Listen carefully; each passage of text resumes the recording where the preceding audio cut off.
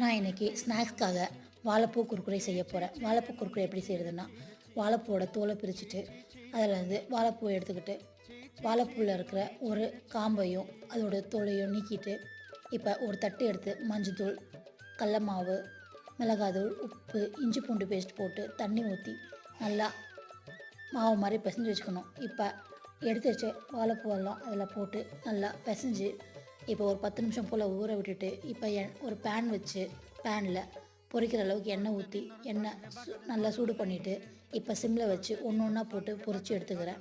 இப்போ ஒரு சைடு நல்லா பொரிஞ்சிருச்சு. இப்போ இன்னொரு சைடும் திருப்பி போட்டு நல்லா ஃப்ரை பண்ணி எடுத்துக்கிறேன்.